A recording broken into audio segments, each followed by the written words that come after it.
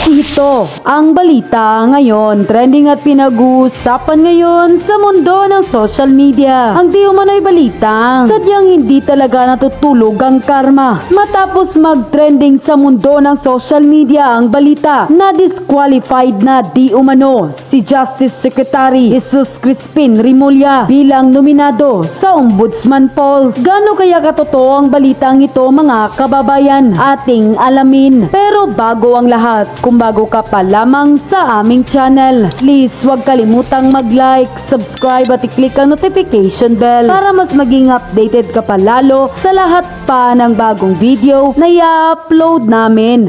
At eto na nga, mga kababayan, ayon pa sa kumpirmadong balita at ulat ng abogado.com.ph kamakailan lamang, ayon sa source, may pending na kaso si Remulla sa Office of the Ombudsman kaugnay sa umano'y papel niya sa pag-aresto at paglipat sa dating Pangulong Rodrigo Roa Duterte sa The Hague, Netherlands. Batay sa warrant ng International Criminal Court, na diskwalipika rin di umano si PCSO Chief Felix Reyes dahil sa aligasyong case fixing para kay Atong Ang na inuugnay sa pagkawala umano sa 34 na sabungero. Dahil dito, ipinaalam na raw umano ni Remulla sa Department of Justice na hindi na raw siya tatakbo bilang ombudsman. Nakabakante kasi ang pwesto matapos magretiro si Samuel Martires noong July 27, 2025. Narito ang kumpirmadong balita na inilabas mismo ng abogado.com.ph. GBC disqualifies Boying Remulla from ombudsman race due to pending case. The Judicial and Bar Council GBC has disqualified Justice Secretary Jesus Crispin Remulla from the ombudsman post. A source with knowledge of the matter told abogado.com.ph on Friday. This source who requested anonymity as they were not authorized to speak on the matter said the disqualification was due to a pending case against Remulla, ironically pending with the ombudsman in connection with the arrest and transfer of the former President Rodrigo Duterte to The Hague. The International Criminal Court (ICC) issued a warrant for Duterte's arrest in March. He is currently being held in The Hague on charges of crimes against humanity for his war on drugs campaign. According to the source, Philippine Charity Sweepstake Office PCSO Chairman Felix Reyes was also disqualified from the race. Reyes is reportedly facing accusation of fixing cases for businessman Charlie Atong Ang, who is implicated in the disappearance of 34 cockfighting enthusiasts. He vehemently denied the charge. Following his disqualification, Remulla reportedly informed officials at the Department of Justice DOJ that he was no longer a candidate for the ombudsman position. Had Remulla not been disqualified and been appointed to the post, he was to recommend either Undersecretaries Raul Vasquez or Jesse Hermogenes Andres as his replacement, the source continued. Unquote. Matapos lumabas ang balita na ito, ay tila nabuhayan ng taong bayan. Salamat sa Judicial and Bar Council for giving us hope that justice still works in this country. Hindi ba't matatandaan natin kamakailan lamang noong nagpasa ng kanyang aplikasyon itong si Boying Remulla bilang ombudsman? Hindi ba't ang sabi niya na marami raw siyang kakayahan, marami raw siyang may offer, pero alam niyang may kaso siya. Kaya ayon sa ilan, hindi na raw dapat ipagtataka pa kung bakit di umano'y na-disqualify ito. Dahil sa simula pa lamang, alam niyang mayroon na siyang pending case. Ito ay para lang daw judge ng isang kaso na kasama ka sa accused na automatic mag-inhibit ka dahil mayroong conflict of interest dyan. Ayon sa ating mga kababayan, tila ginawa nga raw nitong tanga ang taga-GBC by applying as ombudsman kuno. Wala ka ng integridad, wala ka pang paninindigan. Disqualified na raw si Justice Secretary Boying Remulla. Nako, ngayon ambisyoso, inisa-isa na kayo. Nako, hindi talaga yan makatulog. Ayan, pakinggan ninyo. Disqualified na raw si Justice Secretary Boying Remulla sa ombudsman race. Ayon sa source ng abogado.com.ph, sa gitna ito ng pending case laban kay Remulla, Ayun, kaugnay ipakulong na ng lang yan, pag-aresto at agad-agad. turnover kay FPRRD sa ICC. Naku, Kabilang si Remulla isa-isa sa mga na talaga opisyal sila. na pinakasuhan ni Senador na yung Amy mga Marcos karma ninyo. at iba pa noong Marso. Grabe gini si Boying Remulla. Gusto man ang kuno ng mga dagko nga mga posisyon sa gobyerno. Justice Secretary na gusto pag siya mag-ombudsman, ngano unsa gyud na adin ha, unsaon man nimo din ha karon pag abot anang ombudsman nga naa man kay pending kaso. Tapos gusto ka nga ikaw gihapon ang mugunit ana. Kay mobalhin ka gikan sa Justice Secretary, pagkahuman mobalhin kag ombudsman, tapos na kay kaso. Nag-apply ka, di ba? Tapos unsay giingon? GBC reportedly threw out Boyeng Remulla's application as ombudsman. And now, the end is near to take the final court then. Dili man gud ninyo tanan magunitan. Di pud siguro tanan tawo no. Hawak ni bangag. Unsaon man na karon nimo. Wala na kay pag-asa. GBC means Judicial Bar Council. Ambisyoso ra po kaayo. Oy, Ginoo ko, undangin imong pagka-ambisyoso. Gusto man nimo gunitan pa ng posisyon. Pag-concentrate anang imong pagka-DOJ secretary kay wala kay pag-asa sa ombudsman. Unsa ra pug kabuy. Ay, nako.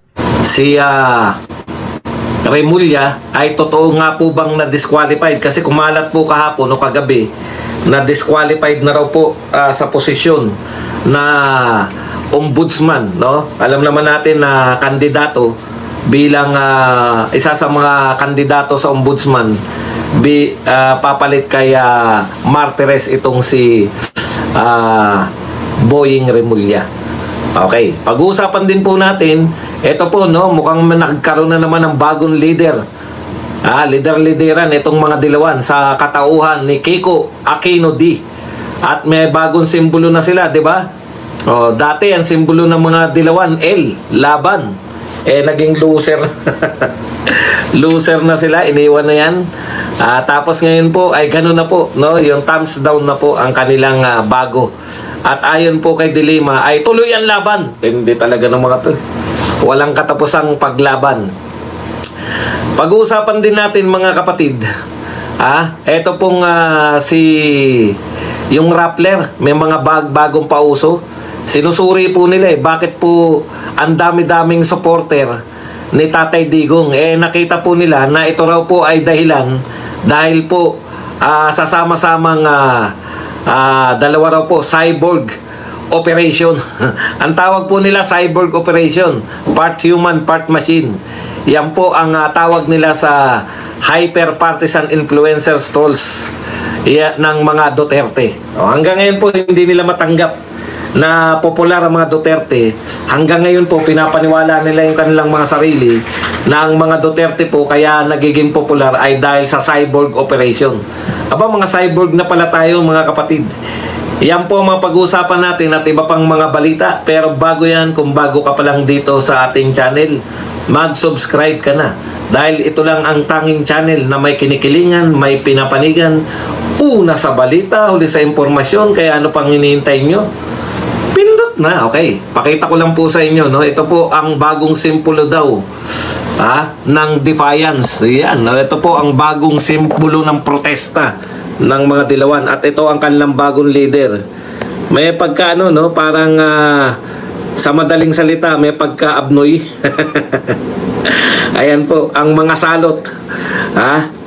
Yan po ang mga salot na mga Aquino. Hindi po nawawalan.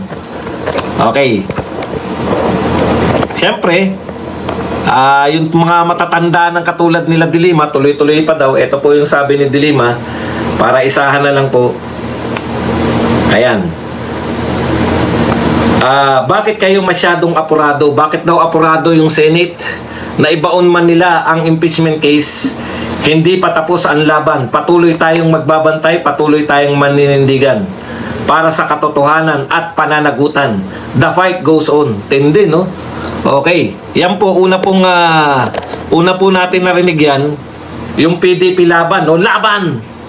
Alam po natin, lalaban sila kay Marcos, sa tatay ni Bongbong. Tapos, naging PDP laban, yan, mga partido nila, na naging partido rin po ni Tatay Digong ngayon. Nakakatawa, no? Okay. So, tuloy daw po ang laban ng mga to. Ngayon ay ano na sila, Liberal Party. Sa madaling salita mga kapatid, hindi po maglulubay nakita niyo po yung contrast, si Laila de Lima, ganyan na po katanda yung mga pinaglalaban nila. Kung gaano po katanda si de Lima at yung mga katabi niya, ganyan na rin po katanda itong pinaglalaban ng mga dilawan. Pero tandaan po natin, no, ang question ko nga, hanggang kailan yung laban? Di ba? Laban kayo ng laban nung una, marami kayo nakuhang mga supporters, mga simpleng mamamayan dahil po sa kawalan po, no? Dalawa lang po ang pagpipilian ng mga mamamayan eh. Sa mga lumalaban kay Marcos, it's either ikaw ay magiging sasama ka sa mga komunista o kaya sasama ka rito sa mga nananawagan ng laban, mga kori-kori. Tawag namin dyan mga kori-kori. At saka sa isang banda, yung mga komunista. Paminsan-minsan, madalas pala, magkasama yung dalawang grupo na yan, laban kay Marcos noong araw. Magkakasama sa mga rallies, magkakasama. Pero, alam nyo naman, akala mo naman, hindi pa nila nakakamit yung pinaglalaban nila, no? Huwag po kayong palansi dyan sa mga salot na dilawan kasi peste po yan. Sila po ang peste sa Pilipinas. Bukod po sa mga Marcos. Alam mo, given na yan, eh, eto po, ano po ang kapestehan yan? Yayakagin kayo niyan na mag-rally, yayakagin kayo na lumaban. Pero, unlike po sa mga NPA, no? Kung tutusin, yung mga NPA kasi hindi pa namuno sa bansa eh. Pero ito pong mga dilawan na to, 2 beses na pong binigyan niya ng pagkakataon. Lahat po ng mga ipinaglalaban nila ngayon, pag nakatluklok na po sila, no? Pag sila po ay naluklok na sa pwesto, nakakalimutan na po nila yung correct, yung taong bayan na binabanggit nila palagi. Sa panahon po ni Cory, taong bayan ba ang namuno sa Malacanang? Yung mga crony, pinalitan lang. Crony ni Marcos, pinalitan ng mga crony ni Cory. Walang pagbabago. Mahirap pa rin yung taong bayan na kunwari pinaglalaban nyo. Hanggang kailan to, Laila de Lima? Hanggang makamtan nila yung power ulit. Pag nakamtan nila yung power, kalimutan na natin yung taong bayan na yan. 2 beses na kayo. Actually, 3 nga eh. Dahil si Cory, supposedly, continuation si Cory ng si Ramos ni Cory, di ba? Inendorso ni Ramos si Cory para, yun na nga, ipagpatuloy yung Dilawan Republic. Tapos meron pang Noynoy Aquino, anak mismo. Bakit hindi nyo? Lahat ng pagbabagong sinisigaw ninyo, bakit hindi namin nakita nung kayo ay namumuno? Kaya ito, may bago na namang apo na ni Cory. Imagine ninyo, no? Nanay at tatay, ay yung si Cory at si Ninoy, lumalaban na. Tapos yung anak, si Noynoy. Tapos ngayon, apo na lumalaban. Wala bang katapusan yan? Wala naman kaming nahitang pagbabagong malaki. Unlike nitong mga Duterte na may tunay na paglilingkod, 6 na taon pa lang, kita nyo, sabik na uli tayo. 6 na taon pa lang nanungkulan at matindi na impact. Kayo, 18 years na kayo nanungkulan kayong mga dilawan. Wala pa rin ka-impact. Yan yung sinasabi natin. Laban ng laban, once nabigyan mo naman ng chance para mamuno, wala rin namang kakayahang gawin. Yan ang, ganyan talaga ang buhay. Kaya wag na kayo nagsitanda na yan sa kalalaban. Pag nanalo naman, meron na po tayong 2 pangyayari. Wala rin pong nahita yung taong bayan dyan sa mga yan. Kaya wag po kayong palilin lang. Okay, punta na po tayo rito sa kay Remulla. Alam po ninyo, balitang-balita to kagabi pa, no? Kumakalat na po ang balita na disqualified si Boying Remulla ay disqualified di umano sa pagtakbo o pagiging kandidato dito sa pwestong iiwan ni Martires, yung ombudsman. Okay. So sa madaling salita, mga kapatid, no, ito po ay balita ng galing sa abogado. Siyempre, binasa naman natin. Ayon sa kanilang source na mukhang may alam, no? Dinisqualify daw po si Remulla dahil ayon po to sa abogado.com.ph na kumalat po kahapon, kagabi pa. Dinisqualify po si Remulla ayon sa abogado.com.ph dahil po sa kanyang kaso dito po sa ombudsman mismo, no? Yung kung matatandaan nyo po, kinasuhan siya ni Senator Amy Marcos dito po sa di umano'y pagkidnap kay Tatay Digong papunta sa the Netherlands. So, nga naman, no, sa biglang tingin, ang hirap naman na ikaw ay kandidato tapos may kaso ka mismo dun sa gusto mong takbuhan. Pero sa isang banda naman, maiisip naman natin, paano pala yan? Kung ganyan po magiging rule, pag may kaso ka, bawal ka na. Di kahit na wala pong kabuluhan na kaso, pwede na sampahan tong mga posibleng kumandidato bilang mga ombudsman, di ba? O, yun naman po yun. Pero ito po, nilinaw po, ito po ay ayon sa source nila. Pero yung Supreme Court po, na sa pamamagitan po ng kanilang, dito rin sa abogado rin, sa abogado.com.ph din po, ayon po sa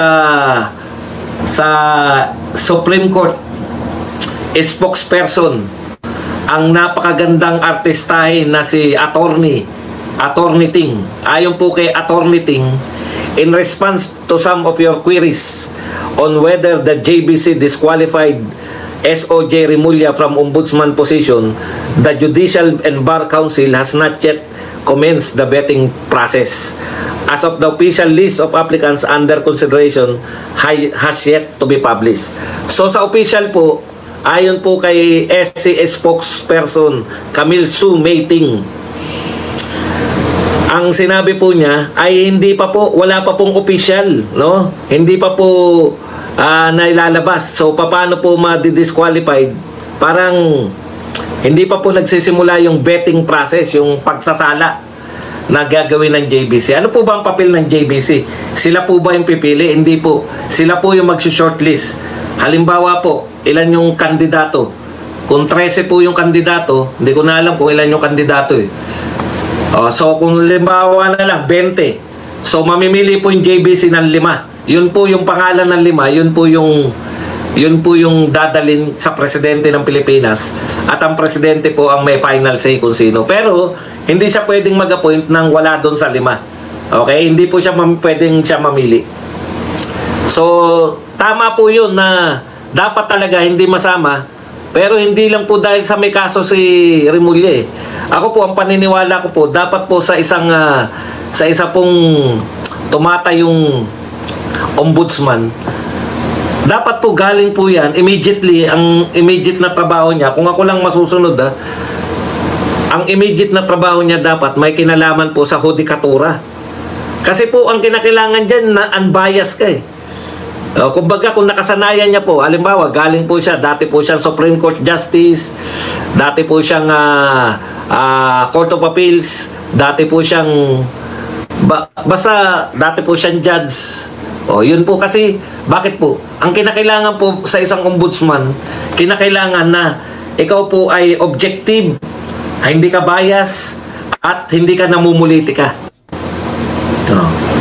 Kasi po, kahit nasabihin yan, yung lagi nilang sinasabi na yung mga Supreme Court ay appointed ni Digong, karamihan. Hindi po nagmamatter yan eh. Kung dati na silang mga judge o justices ng Court of Appeals, dati na po silang hukom, dati na po sila, yung trabaho nila talaga ay hindi naman sila politiko, qualified po sila sa Supreme Court. Ganun din po yung ombudsman. Kinakailangan po kasi sanay ka na walang kinikilingan at walang pinapanigan. Kung ikaw po ay dating politiko o dati kang kakampi ng isang politiko, parte ka ng administrasyon, mahirap pong maging unbiased, no? Yun po ang pinakamahirap. Ako sa tingin ko hindi po yung kaso ni Boying, kung hindi yung kanyang attitude. Nakita nyo po, tapos yung pabago-bago. Hindi correct, hindi dapat politiko. Ikalawa, yung pabago-bago niya. Minsan po, ang tingin, so ibig sabihin, kaya pabago-bago si Boying Remulla bilang yung pananaw niya po bilang DOJ Secretary. Halimbawa po sa ICC. Nakita niyo naman kung paano magbago. Inamin niya mismo to, di ba?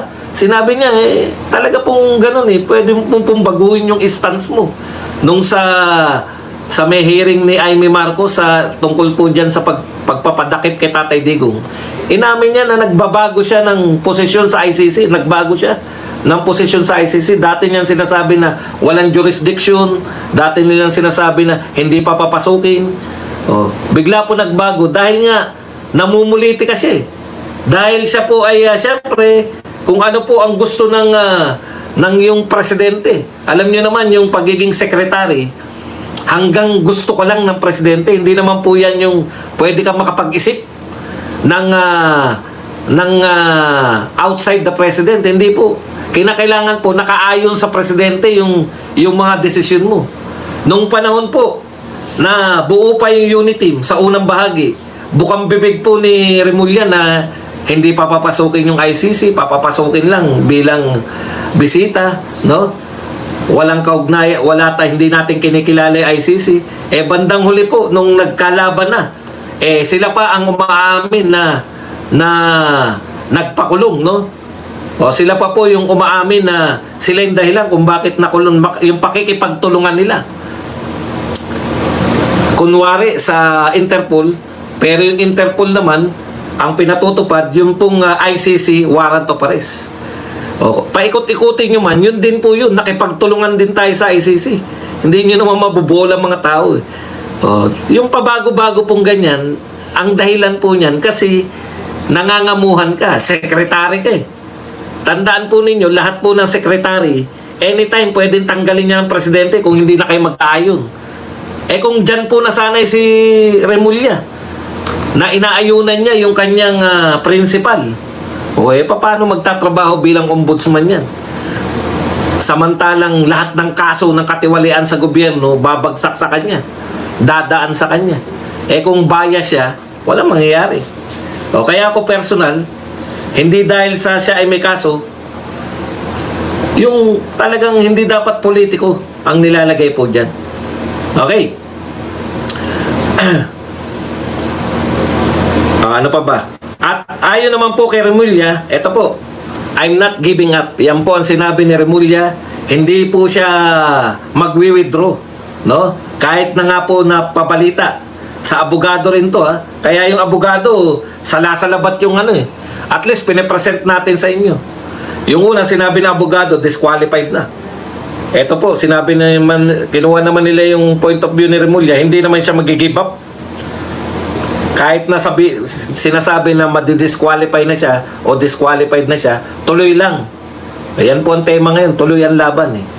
Sana naman, Mr. President, kung makalusot man sa JBC si Remulla, kasi pag-iisipan po talaga pag iba ang in-appoint nyo, wala pong problema kahit sino. Diba? Walang problema eh. Pero ito po, ang lapit-lapit sa inyo yan eh. Pag-iisipan na ililigtas lang kayo. Kaya lang ang pinakamaganda nga niyan, what if naging ombudsman si Remulla tapos lahat ng kaso ng mga Marcos balang araw, tinira niya. Kasi nga, may tendency bumaliktad eh, di ba? Dati, baka Duterte yan eh. Natatandaan nyo nung panahon nung impeachment, nung panahon ng ABS-CBN na iniimbestigahan sila. Hearing ng franchise ng ABS-CBN, dalawa sila ni Marcoleta eh. 'Di ba? Dalawa sila ni Marcoleta na bumabanat sa ABS-CBN eh. Mas maano lang nga si Marcoleta. Mas bukal nga lang siya. Pero mas marami siyang hapaganda. Alam mo naman si Marcoleta eh. Doon ko po una nakilala. Sabi ko, ibang klase tong tao na to. Biglang sumikat eh. Iba nga yung sikat nun eh. Iba nga yung inaabangan natin eh. Meron tayong inaabangan nun na wala nga sa ere, no? Sino ba inaabangan natin nun na babanggain yung ABS-CBN? May isang politiko na yun yung inaabangan natin na pangunahin eh. Si Marcoleta, nagulat na lang tayo. Bakit si Marcoleta na? Sino to? Tapos nung nakilala natin, yari kayo. Meron pong isang sikat na politiko na babangga dapat sa ABS-CBN nung panahon na yun. Yun, si Barsaga, hindi po si Barsaga. Sikat nga eh. Si Barsaga, doon na lang din natin nakilala yan. Merong masikat kay Remulla, nakalimutan ko na eh. Hindi po si Barsaga kasi si Barsaga politiko eh. Congressman din. Remulla at Marcoleta. Si Remulla at Barsaga, defensor ba? Si Defensor ba? Hindi po si Suplico, hindi pa rin sikat ngayon. Hanggang ngayon, hindi pa rin po sikat si Suplico. Si Mike Defensor ba, no? Parang si Mike Defensor nga. Tama. Tama ba? Hindi ko na maalala eh. Kasi, nasapawan na siya ng kasikatan ni Marcoleta. Doon sumikat kasi si Marcoleta eh. Si Mike Defensor ba? Eh, ano lang, hindi ko na ma-recall eh. Siya yung sikat na babangga dapat sa ABS-CBN at that time, hindi po si Marcoleta. Tapos bigla naging si Marcoleta. Pucha, sumikat si Marcoleta. Si Defensor, Mike Defensor. Nakita nyo, nawala na si Mike Defensor, no? Ganun talagang buhay sa politika. Sikat ka ngayon. Kinabukasan, matatabunan ka na. Di ba? Parang si Grace po. Unang saltada ni Grace po, pucha, pang-presidente to. Di ba? Ganun yung datingan yan eh. Si Tulfo, tignan nyo, si Rapi Tulfo. Eto, magtotohanan po tayo. Nung papasok si Rapi Tulfo, akala nating lahat, talagang eto na. Eto yung pantapat sa mga kung sino man, Duterte man o kung sino man. Hindi naman po congressman si Yorme. Yung congressman po na mag-iimbestiga, si Defensor nga yata. Okay, anyways. Hindi po, sikat nga eh. Okay na po yan. Malamang si Defensor nga yun. Tapos ganyan po ang politika sa Pilipinas. Tignan nyo po itong mga Tulfo. Ngayon po ba may nag-iisip pa? Ngayon po ba may nag-iisip pa na si Tulfo ay pantapat kay BP Sara? Mabilis lang po eh. Pag hindi mo na-sustain yung kasikatan mo, wala na yan. Mawawala ka lang bigla. Diyan ka bibilib sa mga Duterte. Yun po, alam ko nga si Defensor nga ang sikat nun, tama. Malamang si Defensor kasi yun yung naalala nyo lahat eh.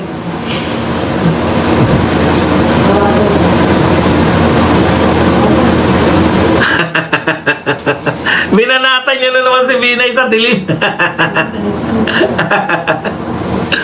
O ngayon po, tignan nyo. Nung bagong pasok yan si nung bagong pasok po yung si Tulfo sa politika o tumatakbo pa lang, eto na, pang 2028 to, pang 2028, di ba? Ganyan yung natin yan. Ngayon, may nag-iisip pa ba? May nag-iisip pa ba para sa 2028? Wala na. Tama, si Defensor nga yan. Masikat si Defensor nun kay Marcoleta. Kita nyo, nawala na ngayon. Tapos si Marcoleta, ganun po talaga. Ang politika po, ang hirap i-sustain ng kasikatan. So, yan, tignan nyo si Chis Escudero, biglang sikat ngayon, di ba? Okay.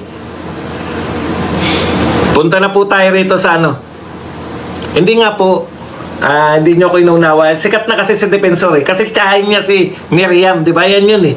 Si Marcoleta, hindi po siya sikat.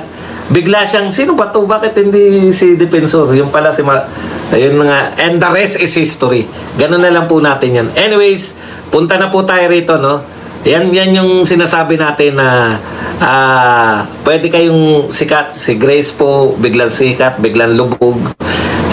Yung mga Tulfo, pucha, kala mo yung mga Tulfo, paano natin tatalunin yung mga Tulfo? Di ba? Yan yung iniisip ko nung araw. Pucha, wala. Nawala, bigla. Na-realize nila, eto po ang realization ng mga tao. Tamang pinanunood ka namin sa Rapi Tulfo in Action. Ako hanggang ngayon, pag gusto ko manood ng mga chismis ang sarap kayo panoorin Rapi Tulfo in Action. Tamang pinanunood ka namin. Pero hanggang panood lang kami. Walang pinagkaiba yan kay Pacquiao. Tamang panonoorin ka namin sa boxing. Nagbalik ka ngayon, excited kami. Pero hanggang panood lang kami, hindi para iboto ka bilang presidente.